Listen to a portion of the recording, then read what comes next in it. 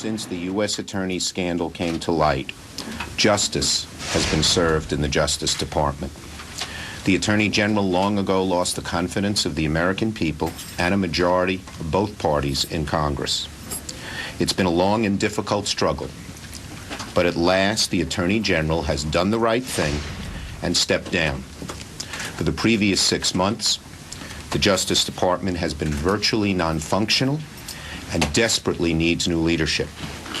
I don't know why it took the President so long to come to the same conclusion, but I'm glad he did. 4 months after I first called for the Attorney General to step down. Now it will be up to the White House to choose a replacement who is, above all, a professional, not a partisan, not a pal. Unlike the last time, he needs to pick the best person, not his best friend.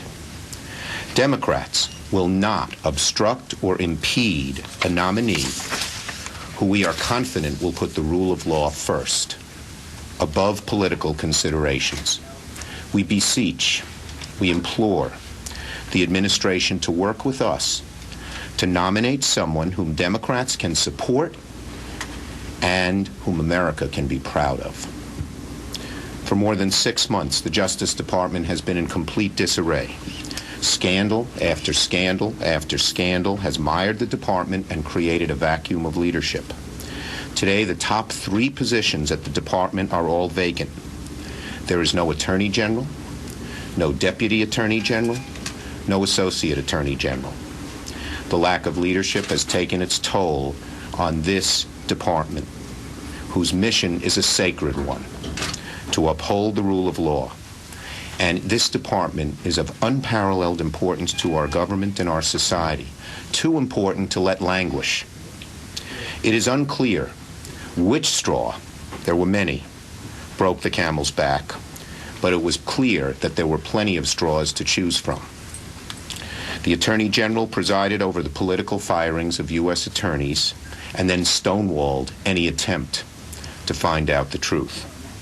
The Attorney General presided over a civil rights division within his department that was in complete disarray, with resignation after resignation after resignation.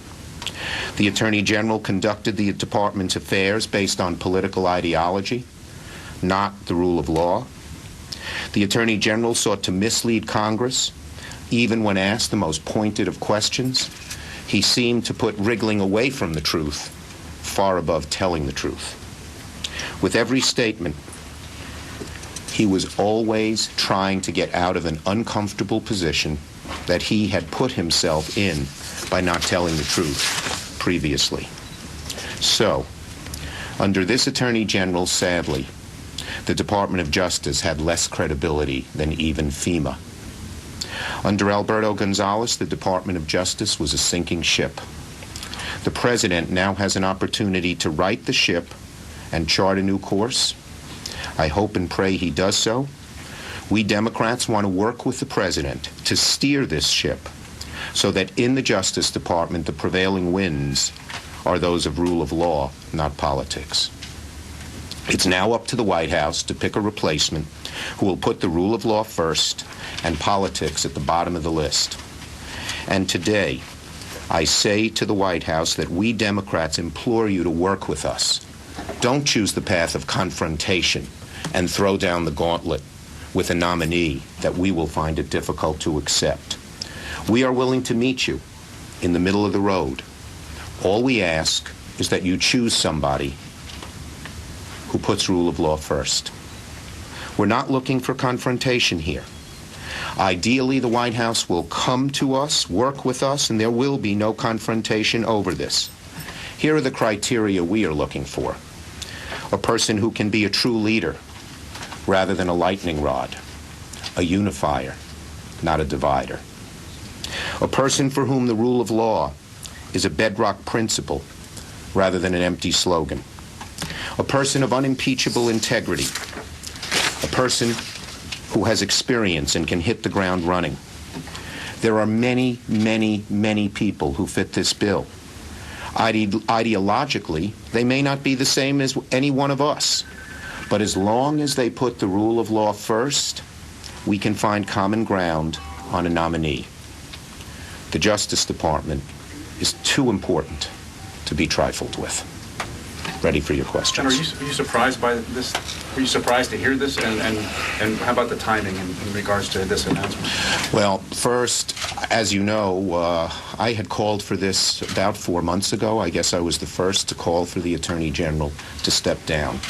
What I really found surprising was it took so long for the President and the administration to come to their senses. You had an Attorney General who had completely lost faith with the 90,000 employees in the Justice Department, with the Congress, and most importantly, with the American people. It was clear to anyone who watched even 5 minutes of the hearings that he was doing everything he could to avoid telling the truth. It was clear when you looked at all the facts of the U.S. attorneys being fired that something was really rotten. And had he early on owned up to it and said a mistake was made and here's what I'm going to do to correct it, he could have saved his job. But he never did. So I guess what surprised me is not that he's stepping down and not that the President accepted his resignation, but that it took so darn long.